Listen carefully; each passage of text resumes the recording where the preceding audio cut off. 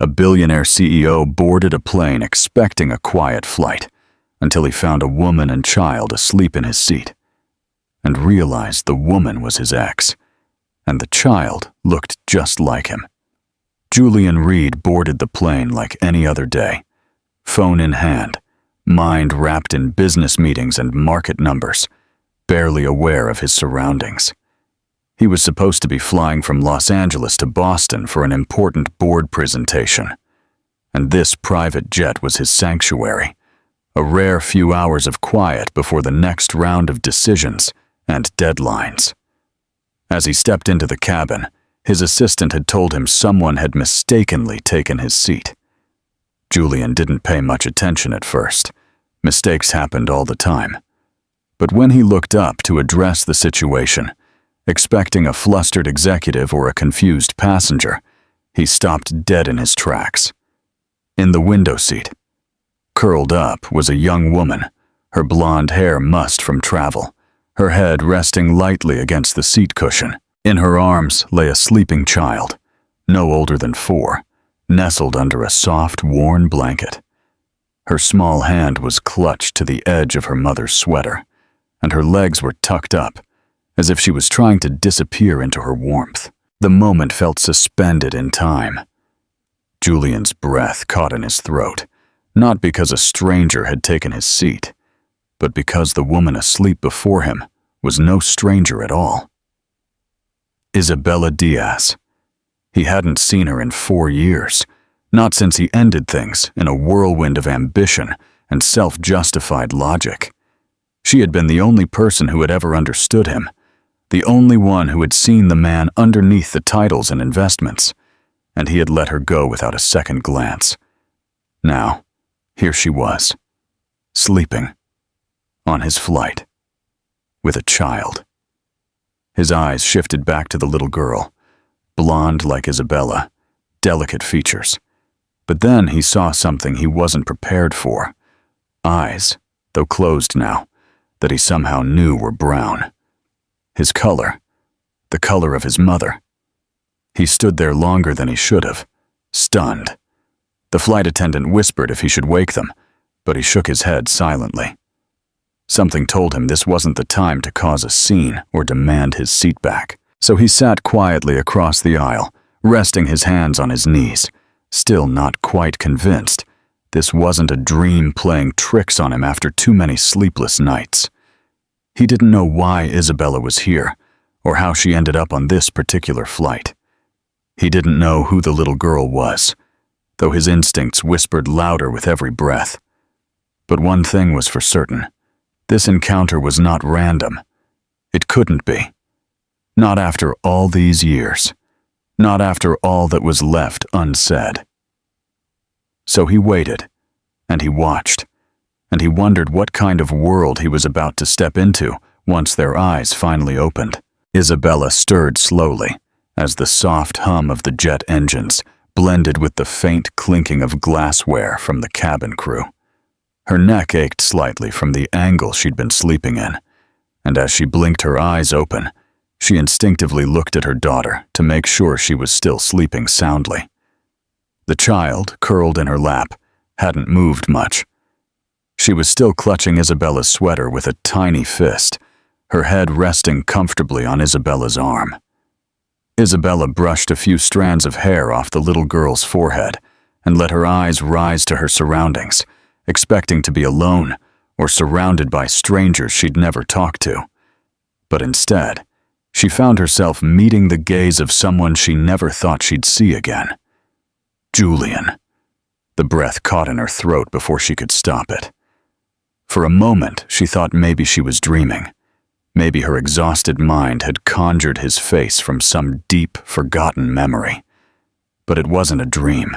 He was right there, sitting across from her, impeccably dressed in a charcoal gray suit, his dark brown hair still slightly tousled the way she remembered, and those same piercing brown eyes were watching her with an unreadable expression. She sat up straighter, her heart thudding in her chest. She felt exposed, as if she had been caught at the most vulnerable moment of her life. She opened her mouth to speak, maybe to apologize for taking the wrong seat, or to explain herself, but the words wouldn't come out. What could she possibly say to him after all this time? Julian leaned forward slightly, his voice soft, controlled. "Isabella," he said simply. That was it. Her name. It felt strange to hear it from him again. So many emotions ran through her at once: surprise, confusion, even a touch of shame at being found like this, tired and worn, with her daughter asleep in her lap. "I didn't know," he added in a quiet voice. "You'd be here." She managed to nod slightly, running her hand down her daughter's back protectively. "I didn't either," she finally whispered. "It was a standby seat. We just needed to get home." She didn't elaborate on what home meant anymore. She wasn't even sure herself these days. Julian looked at the little girl again, his eyes lingering for a moment too long. "Is she yours?" he asked, though something in his voice suggested he already knew the answer. Isabella's jaw tightened slightly, and she nodded again. "Her name is Chloe." She gave no further details. She didn't know him that much, not anymore. There was silence after that, thick and strange, filled with all the things they weren't saying. Isabella could see the questions in his eyes, feel the tension behind his calm exterior. But what surprised her most was that he didn't look angry or accusatory. He just looked hurt, confused, like a man trying to piece together a puzzle he hadn't known was missing. She turned her face away, looking out the small oval window at the endless clouds below, her fingers tracing circles absently on Chloe's back. For 4 years, she had imagined what it would be like to run into Julian again. She never thought it would be like this, on a plane, with her daughter in her arms, and no escape from the conversation they both knew was coming. Julian couldn't take his eyes off the little girl sleeping peacefully in Isabella's arms. There was something about her face, her delicate features, the way her brows arched when she stirred, even the slight curve of her mouth, that struck him like a memory he couldn't quite place. But it wasn't just her resemblance to Isabella that drew him in. It was the unmistakable familiarity, the reflection of someone else, of himself. He had spent a lifetime surrounded by people who praised him, mimicked him, even feared him. But no one had ever looked so much like him. Not until now. He leaned forward slightly, his voice low. "Isabella, is she mine?" The words dropped into the space between them like a weight, making her flinch ever so subtly. She didn't answer at first, and he could see her thinking, weighing something in her mind. When she finally spoke, her voice was quiet, but tired. "Yes." One word, heavy, undeniable, real. Julian felt something shift in his chest, as if all the air had been sucked out of the cabin. He had prepared himself for 1,000 possible truths, but to hear it confirmed was like being struck with a force he couldn't describe. Isabella looked down at Chloe, running a hand through her hair. "I found out I was pregnant just a few weeks after you left," she said, her voice low. "At first I thought about calling you, but then I remembered how you walked away without a second glance. You said you weren't ready for a family, for distractions. You had your life mapped out, and I didn't want to be a burden on that plan." She wasn't being cruel, just honest. Julian heard her words, but he was trapped in his own mind, replaying memories, trying to fit this child into the empty years of his life. He thought about where he was 4 years ago, how obsessed he had been with expanding deals, mergers, a seat at the top. He remembered thinking that anything soft or emotional or unpredictable would only hold him back. But now, faced with this truth, all those accomplishments felt hollow. "I had a right to know," he said, not with anger, but with pain. Isabella looked up, her eyes meeting his. "Maybe," But I had a right to protect her, too, she replied, and to protect myself. Her words were not an accusation, but a quiet defense of choices she never wanted to make alone. Julian nodded slowly, understanding more than he wanted to admit. Chloe stirred in her sleep, murmuring something unintelligible, and then nestled deeper into her mother's arms. Julian's gaze softened. "She's beautiful," he said, almost to himself. "She's tough," Isabella replied, a hint of a proud smile touching her lips. "And smart, and stubborn, just like someone I used to know." They sat like that for a while, two people who once shared everything, now separated by years of silence and a child neither of them had expected. The hum of the engines filled the quiet between the still unsaid questions. Julian wanted to know everything. What Chloe liked, what she was afraid of, if she smiled in the morning or cried when it rained. He felt desperate to catch up on a life he hadn't known he was missing, but for now, he said nothing more. There would be time, or at least he hoped so, because even though his life had been filled with wealth and power, nothing had ever felt as real as the sleeping child across from him and the woman he once loved, who never stopped carrying the weight he had left behind. The plane began its descent into Boston, and the gentle chime of the seatbelt sign startled Isabella slightly. She shifted in her seat, gently adjusting Chloe so the little girl wouldn't wake up too abruptly. The reality of the moment was finally beginning to sink in. Not just the fact that she had accidentally ended up in Julian's seat, but that she had been found in a way she had carefully avoided for 4 years. Isabella could feel her heart thrumming, not from fear, but from the sheer weight of all that had been left unsaid for too long. Julian hadn't said much since her quiet confirmation that Chloe was his daughter, but his silence wasn't cold or angry. It was heavy with thought. He kept looking at Therem when he thought she wasn't looking, his gaze flickering between Chloe's sleeping face and Isabella's profile. Isabella knew that look. It was the same one he used to get when he was trying to solve an impossible business puzzle, as if something fragile and vital was just out of his reach, and he was afraid of breaking it by reaching for it too quickly. When the wheels touched down, Julian finally spoke. "Where are you staying?" His voice was soft, unsure. Isabella hesitated, then answered truthfully. "Just a motel in Quincy, not far from the hospital." He looked at her closely, processing her words. "The hospital?" She nodded, running a hand down Chloe's back as the child began to stir. "She's had a respiratory condition since she was born. Sometimes she needs treatment we can't get locally. We come here every few months when it gets bad." She said it calmly, but there was a tremor beneath the surface, as if she had grown used to saying difficult things without letting them show. Julian's fingers tightened slightly on the armrest.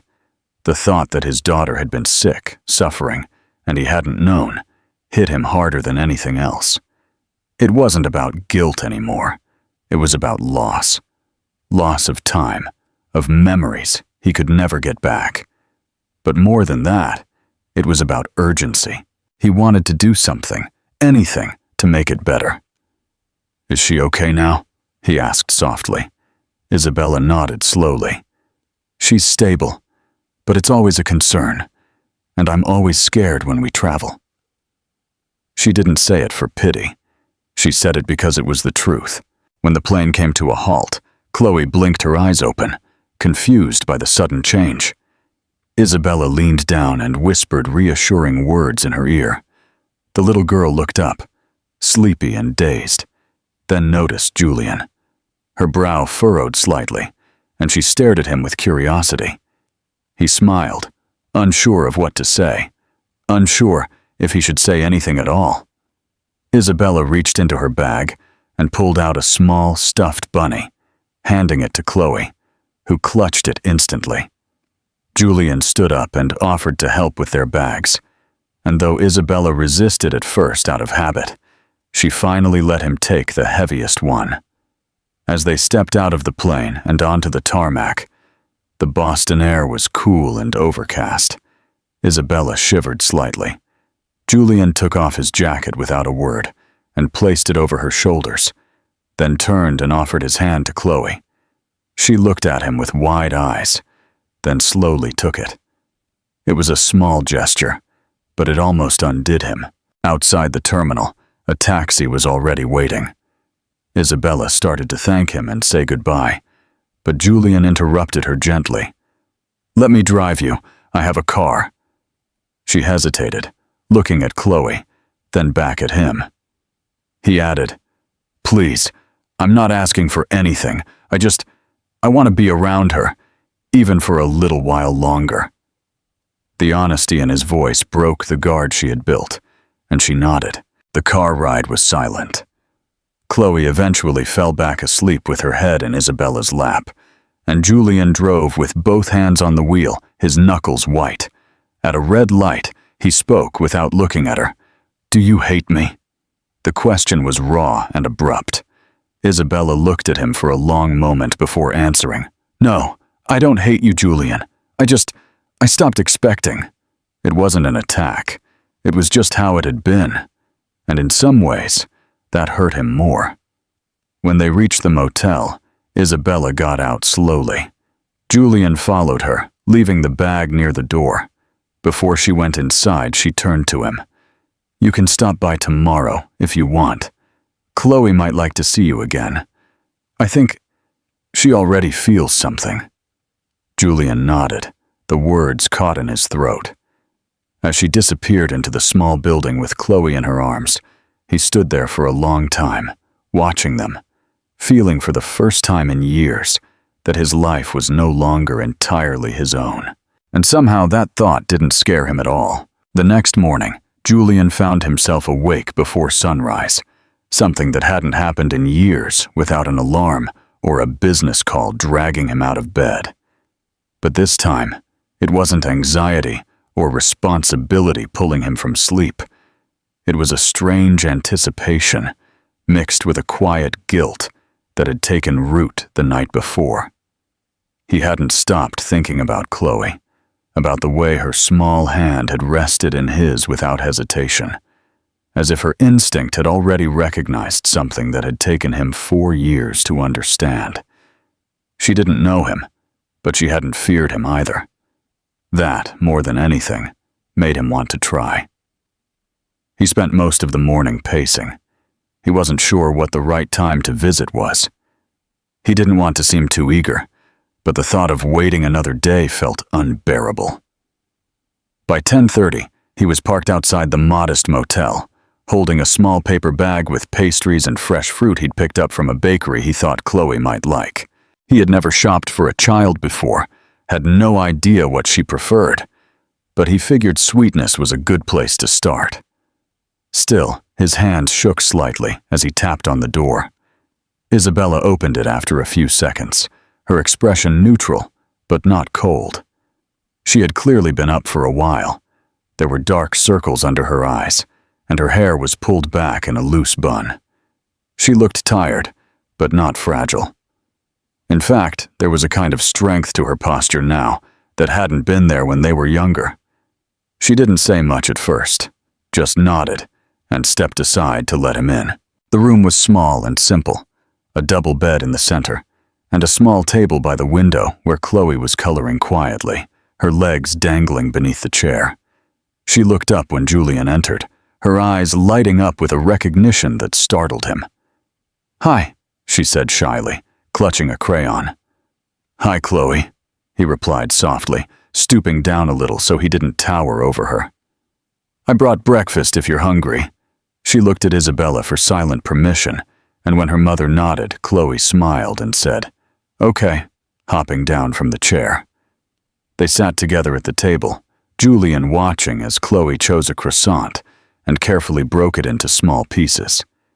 She ate slowly, without making a mess, with the kind of care that suggested she had been taught to make food last. Every small gesture from her told him something new.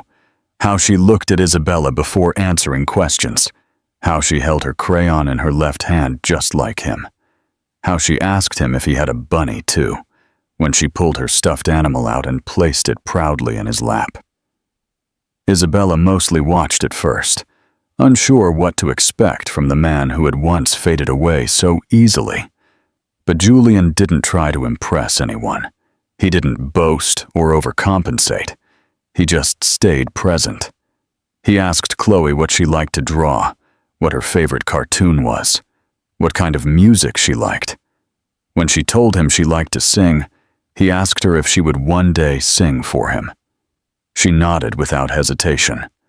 That nod undid him more than any apology ever could have.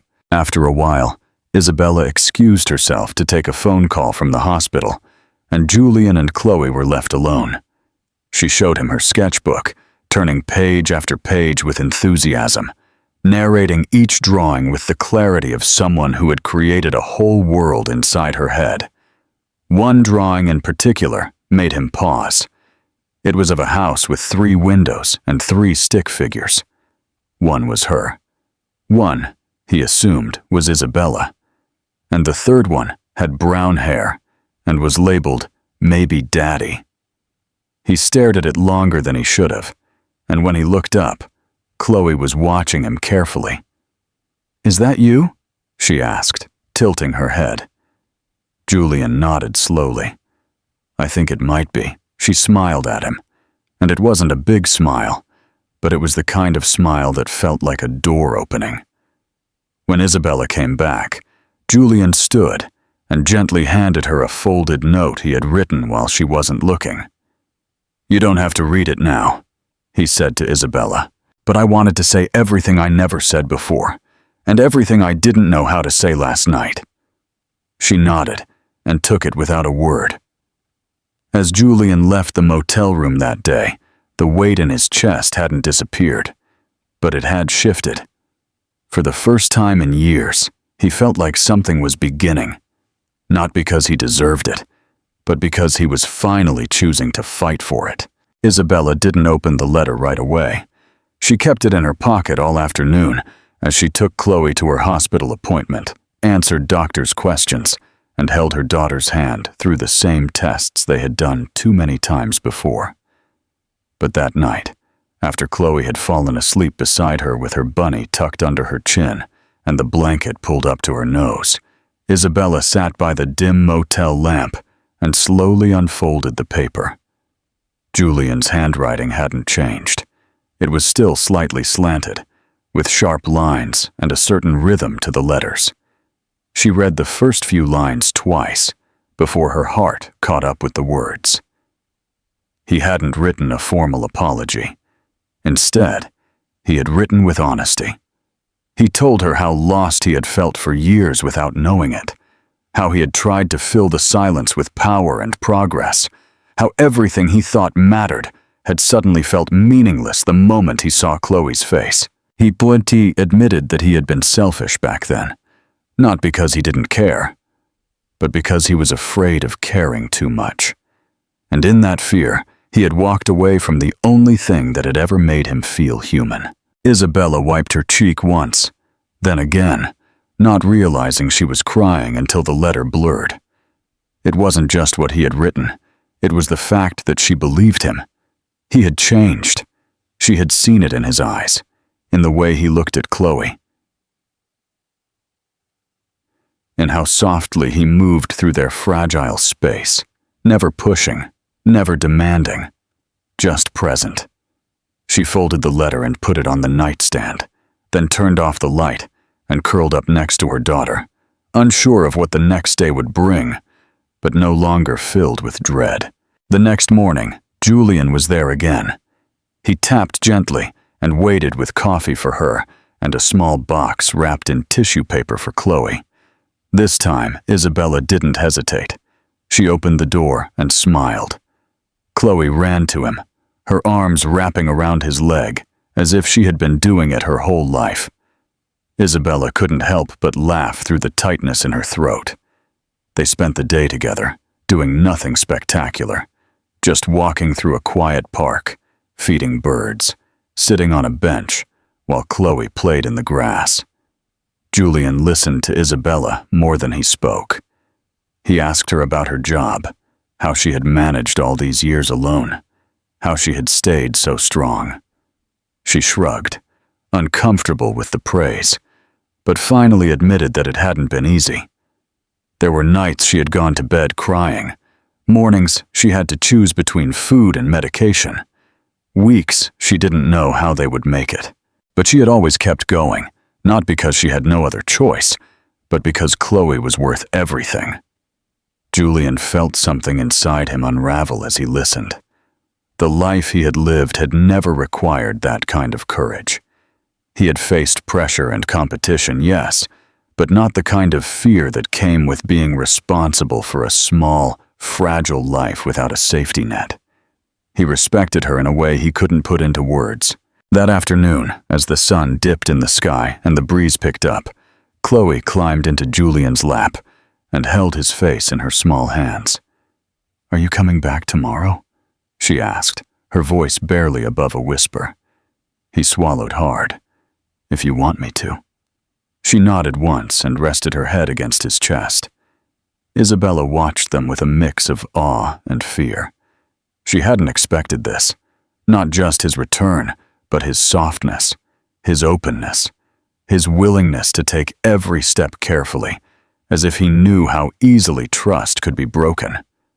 When they returned to the motel, Julian lingered at the door. "Isabella," he said in a low voice, "I don't want to leave again. I don't know what this means yet, or how it's supposed to work. But I know I want to be in her life, and in yours, if you'll let me." She didn't answer right away, just studied his face. Then, instead of replying with words, she opened the door and stepped aside. He followed her in, not as a man who had it all, but as one who had almost lost the only things that truly mattered. The weeks that followed unfolded slowly, like pages from a forgotten book that were finally being read again. Julian didn't rush. He showed up every morning at the motel, sometimes with breakfast, sometimes with just a smile and a gentle knock. Chloe greeted him as if she had known him her whole life, her arms wrapping around his legs, or her face lighting up as she pulled him inside. Isabella watched it all with cautious hope. She had spent so long building a world where she didn't rely on anyone, where it was just her and Chloe against everything. But now, someone else had entered that world, not by force, but by a quiet persistence. One afternoon, while Chloe was napping, Julian and Isabella sat outside on the small bench near the motel parking lot. The air was warm, but the shadows were long, and the breeze smelled vaguely of spring. Isabella sipped from a paper cup and looked across the street. "You're not the same person," she said in a quiet voice, not looking at him. "You used to be so controlled, cold, focused like a machine." Julian laughed under his breath, not from offense, but from recognition. "I thought that's how success worked," he said. "Keep your head down. Keep your heart closed. Emotions were for people who could afford to be distracted." Isabella turned to him. "And now?" He didn't answer right away. Instead, he looked toward the motel room where Chloe was sleeping. "Now, I think success is having someone to miss when they're gone. Someone who waits for you. Someone whose smile actually changes something inside of you." Isabella didn't speak, but her eyes softened. For the first time, she saw him not as the man who left, but as the man who had finally come back with his eyes wide open. Later that night, they took Chloe to a small community fair. It wasn't fancy, just a few booths, some food stalls, and a carousel that had seen better days. But to Chloe, it was magic. She held both of their hands as they walked, her laughter echoing as she tasted cotton candy for the first time, and was amazed by a magician who pulled a coin from behind her ear. Isabella watched the way Julian carried her when her legs got tired, the way he let her choose the rides, and didn't care when she got chocolate on his shirt. She saw a father who needed no instructions, just instinct, the kind that had been buried but never truly lost. That night, back at the motel, Chloe fell asleep between them in the bed, exhausted and happy. Julian reclined in the chair next to them, watching her breathe, the soft rhythm almost meditative. Isabella looked at him and whispered, "She knows." He looked back at her, confused. "Knows what?" Isabella smiled softly. "She knows you're hers." She knew before I ever said it out loud. Julian looked at the little girl and then back at Isabella, his voice thick. "I wish I had known sooner." She reached over and took his hand. "You're here now. That's what matters." It wasn't a declaration. It wasn't a promise wrapped in perfection, but it was something stronger, a truth earned through pain, through growth, through time. They weren't just two people reconnecting. They were rebuilding something new.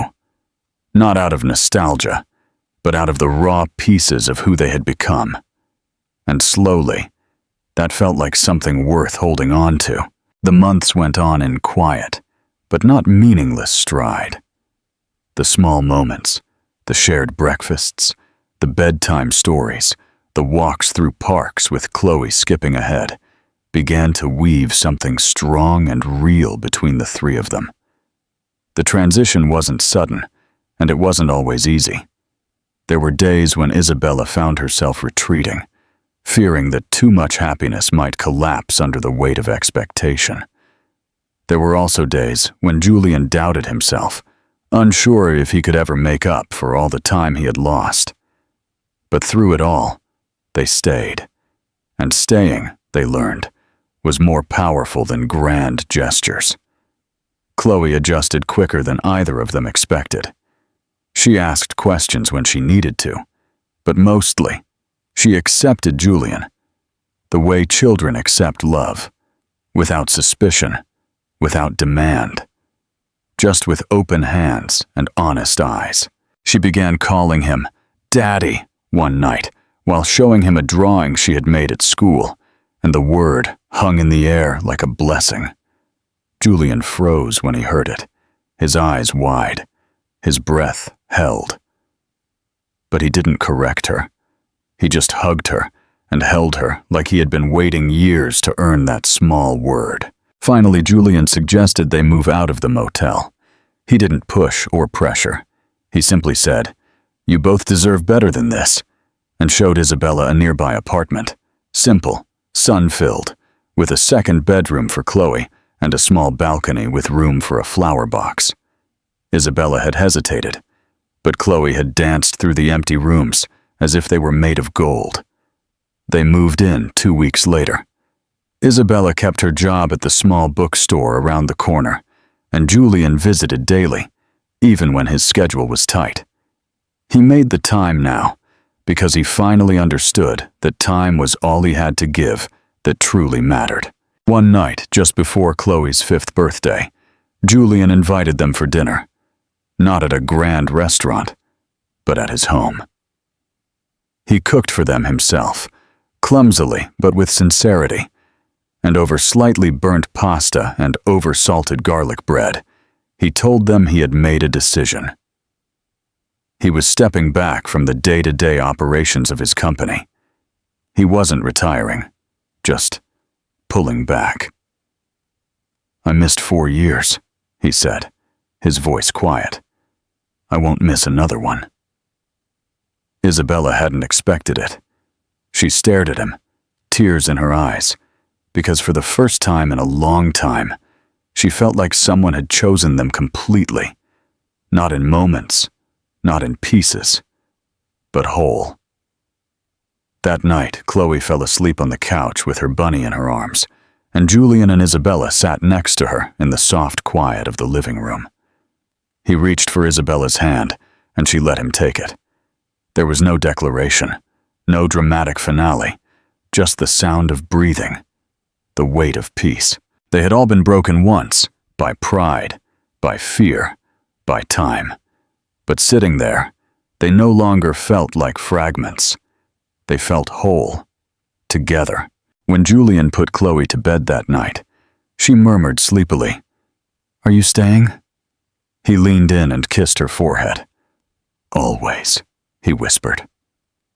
Isabella stood in the doorway, watching them with a quiet smile. And in that moment, she realized something had changed, not just in Julian, but in her. She no longer felt like she was carrying the world alone. For the first time in years, the future didn't scare her. It felt wide and soft and good, and as the lights dimmed and the city hummed outside, they walked into it, hand in hand, heart to heart, ready for whatever came next. Not perfect, but together. And that, finally, was enough.